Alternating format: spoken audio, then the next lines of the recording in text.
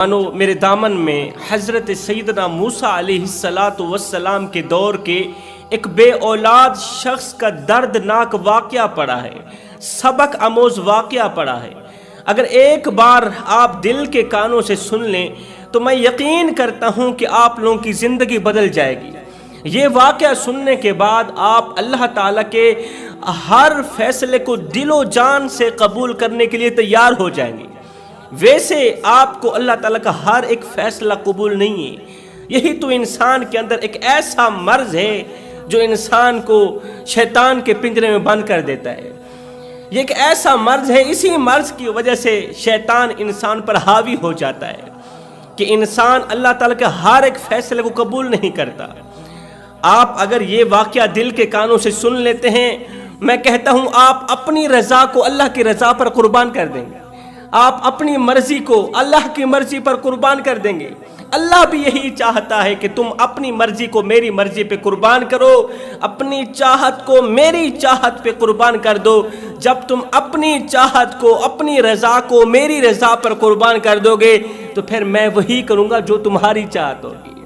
پھر میری چاہت نہیں چلے گی، پھر میرے بندے کی چاہت چلے گی۔ اللہ فرماتا ہے، اے بندے تو کرتا وہ ہے جو تو چاہتا ہے، پر ہوتا وہ ہے جو میں رب چاہتا ہوں۔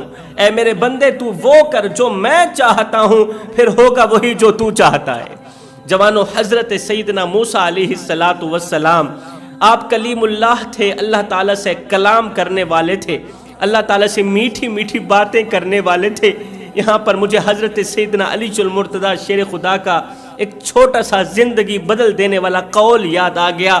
حضرت علی نے فرمایا تھا، جب میرا جی چاہتا ہے کہ میں اپنے رب سے بات کروں تو میں نماز پڑھنے لگ جاتا ہوں، اور جب میرا جی چاہتا ہے کہ میرا رب مجھ سے بات کرے تو میں قرآن اٹھاتا ہوں، پڑھنے لگ جاتا ہوں۔ حضرت موسیٰ علیہ السلام اللہ تعالیٰ سے کلام کرنے والے نبی، کلیم اللہ، آپ کہیں جا رہے تھے، کہیں لمبے سفر کو جا رہے تھے۔ جاتے جاتے گرمی کا موسم تھا، کڑکتی دھوپ تھی، تتی ریت تھی، آپ کہیں جا رہے تھے تو راستے پر آپ نے کسی شخص کو دھانے مار مار کے روتے ہوئے دیکھا۔ اس کے چہرے پر پریشانیوں اور مصیبتوں کے آثار نمودار تھے۔ وہ راستے کے کونے پر بیٹھا زاروں قطار دھانے مار مار کے اونچی اونچی آواز میں چلا رہا تھا، رو رہا تھا۔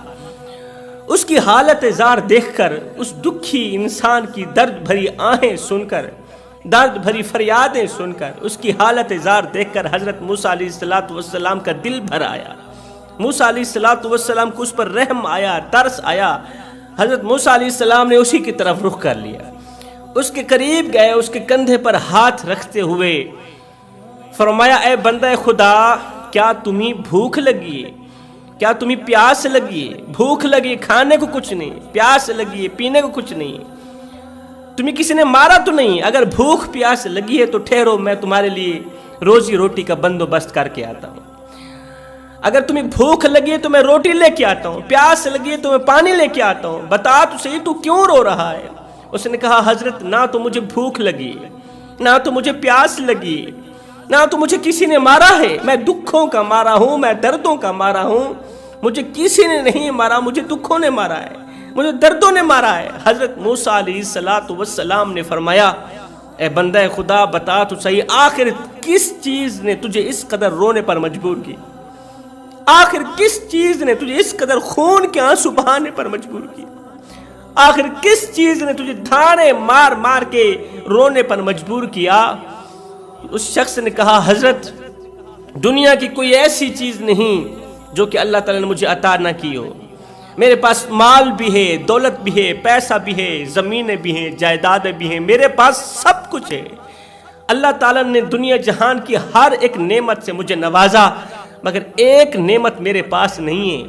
بس وہ جو نعمت میرے پاس نہیں ہے نا، بس اسی نعمت کو حاصل کرنے کے لیے میرا دل ہر وقت بے قرار رہتا ہے، میرا دل بے چین رہتا ہے، ہر وقت پریشانی لاحق رہتی ہے، پریشانیوں کی دلدل میں پھنسا رہتا ہوں کہ وہ نعمت اللہ تعالیٰ نے مجھے عطا کیوں نہیں کی، اور اسی نعمت کے نہ ہونے کی وجہ سے لوگ مجھے تانے دیتے ہیں، میری بیوی مجھے تانے دیتی ہے۔ اللہ کے نبی حضرت موسیٰ علیہ السلام نے پوچھا، اے بندہ خدا، دنیا جہان کے ہر ایک نعمت سے اللہ تعالیٰ نے تجھے مالا مال کیا، پھر اللہ تعالیٰ نے جو نعمت تجھے عطا نہیں کی اس پر بھی کوئی نہ کوئی حکمت ہوگی نا، اللہ تعالیٰ کی کوئی نہ کوئی حکمت ہوگی، کوئی نہ کوئی راز پوشیدہ ہوگا، تو اللہ تعالیٰ نے وہ نعمت تجھے عطا نہیں کی۔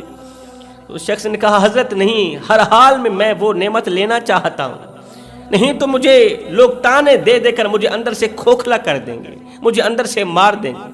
موسیٰ علیہ السلام نے پوچھا اچھا پھر بتا وہ کون سی نعمت ہے کہ اللہ تعالیٰ نے آپ کو اس نعمت سے نہیں نوازا؟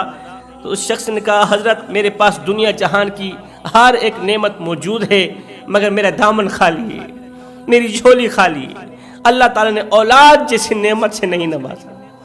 بے اولادی کی وجہ سے لوگ مجھے تانے دیتے ہیں، میرے پاس مال بھی ہے، دولت بھی ہے، سب کچھ ہے، ایک اولاد نہیں ہے، میرا دل بے چین رہتا ہے، میرا دل بے قرار رہتا ہے کہ میرے بعد کھانے والا کوئی ہے ہی نہیں۔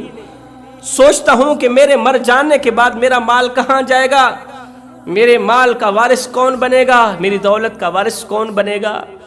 انسان کے اندر یہی تو ایک کمی ہے، اگر یہ کمی نہ ہوتی پھر انسان ہمیشہ کے لیے حضرت انسان ہی رہتا، پھر جانوروں والے کام نہ کرتا، پھر کتوں والے کام نہ کرتا۔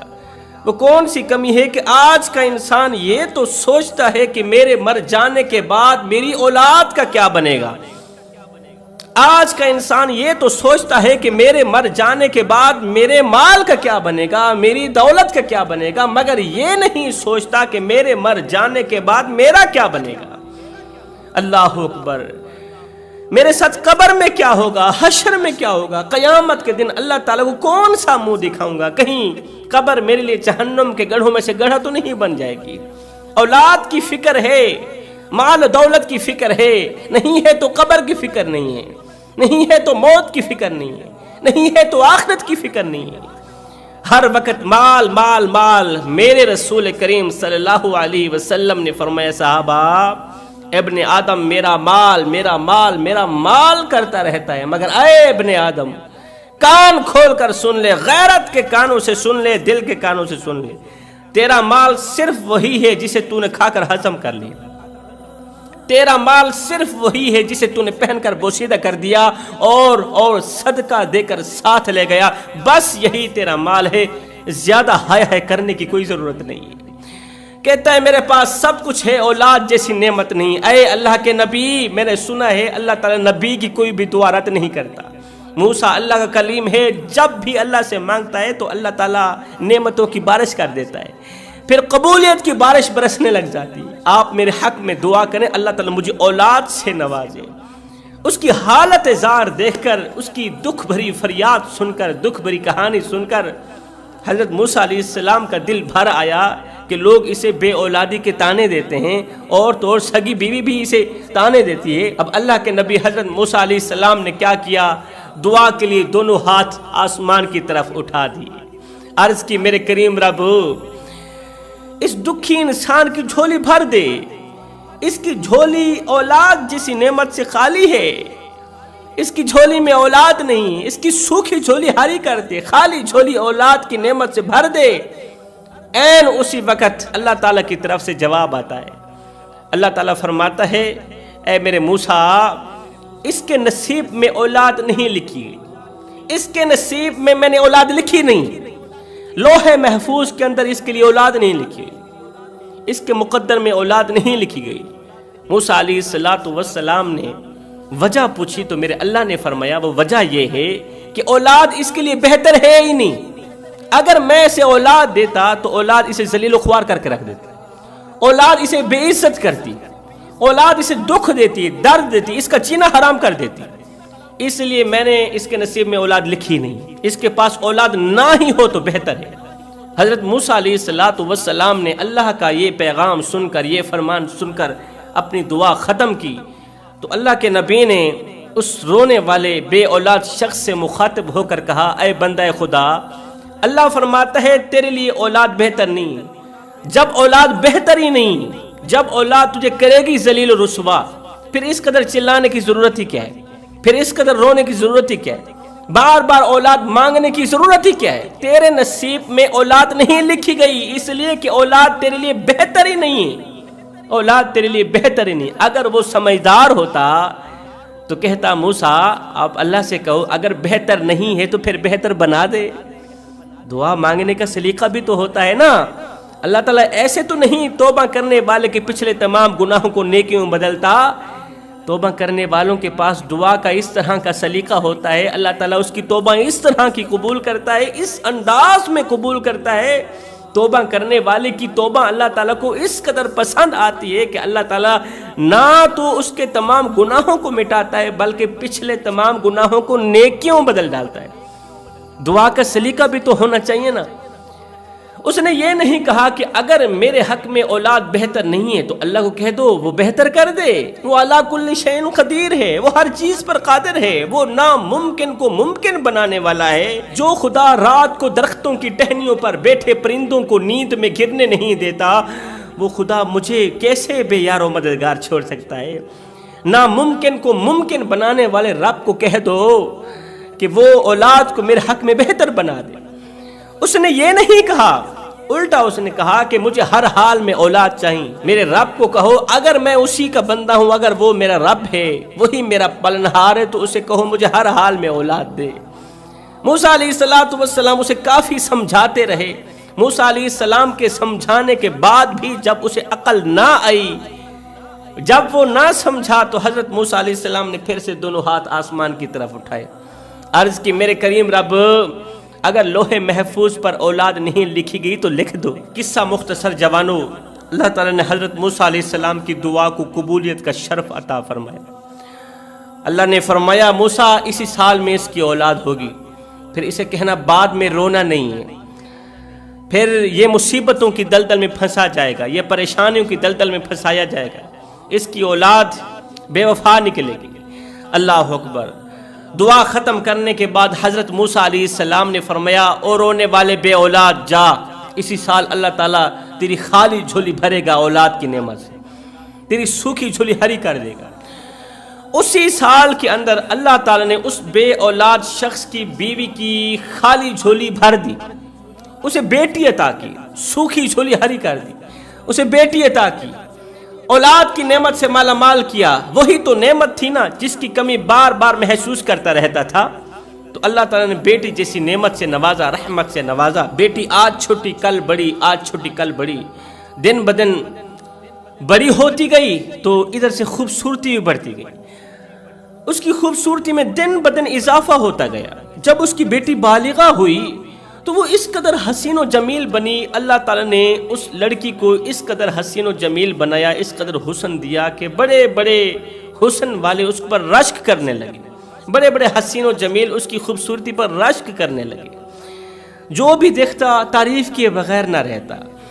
وہ اس زمانے کی سب سے زیادہ حسین و جمیل لڑکی بنی. ایک دن یہ دونوں میاں بیوی کہیں لمبے سفر کو جا رہے تھے, تو انہوں نے کھانے پینے کا سامان اور اپنی بیٹی کو ساتھ لیا, اپنی بیٹی کو ہمراہ لیا, سفر کے لیے نکلے. کہیں لمبے سفر کو جا رہے تھے. جاتے جاتے ایک ایسی جگہ پر جا پہنچے جہاں نہ چرند تھا نہ پرند, نہ آدم کی ذات. کڑکتی دھوپ تھی, تتی ریت تھی, اوپر آسمان تھا, نیچے زمین تھی, اللہ کے سوا کچھ بھی نہیں تھا. کوئی بھی وہاں پر موجود نہیں تھا. ایک درخت تھا, تھکے ہارے تھے. انہوں نے سوچا کیوں نہ گھنا سا درخت ہے, درخت کے نیچے تھوڑی دیر کے لیے آرام کے لیے بیٹھ جاتے ہیں. اب یہ تینوں لوگ تھوڑی دیر کے لیے سکون کی سانس لینے کے لیے تھکے ہارے تھے, تھوڑی دیر کے لیے درخت کے نیچے بیٹھ گئے. ماں اور باپ جیسے ہی زمین پر لیٹے ان کی آنکھ لگی نیند آ گئی. ٹھنڈی ٹھنڈی ہوا چل رہی تھی, آنکھ لگی نیند آ گئی. بیٹی جاگ رہی تھی جو خوبصورت تھی. اللہ تعالیٰ نے اسے بڑے ہی حسن و جمال سے نواز رکھا تھا. اللہ تعالیٰ نے یہ بھی فرمایا تھا کہ اولاد تیرے حق میں بہتر نہیں, اگر تجھے اولاد دوں گا تو تو ذلیل و خوار ہو جائے گا, تو رسوا ہو جائے گا, تو پریشانیوں کی دلدل میں اس قدر پھنسے گا کہ باہر نکلنے کو کوئی راستہ ہی نہیں ملے گا. اب باپ اور ماں لیٹے ہوئے ہیں, سوئے ہوئے ہیں, نیند میں ہیں. ایک بیٹی ہے جو جاگ رہی ہے. این اسی وقت اللہ کا کرنا ایسا ہوا, اسی راستے سے بادشاہ کے بیٹے شہزادے کا گھوڑے کے اوپر سوار گزر ہوا. شہزادہ گھوڑے کے اوپر سوار تھا, شہزادے کا اسی راستے سے گزر ہوا. گھوڑے کے اوپر سوار شہزادے نے خوبصورت لڑکی کو دیکھا اور خوبصورت لڑکی نے شہزادے کو دیکھا.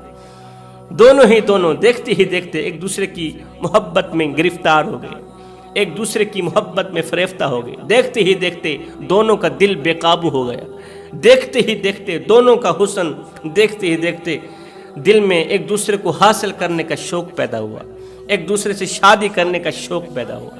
اب گھوڑے کے اوپر سوار بیٹھا شہزادہ اس خوبصورت لڑکی کو دیکھ رہا ہے، دیکھتے دیکھتے اس نے حسین و جمیل لڑکی کو اپنی طرف اشارہ کیا کہ میرے پاس آؤ۔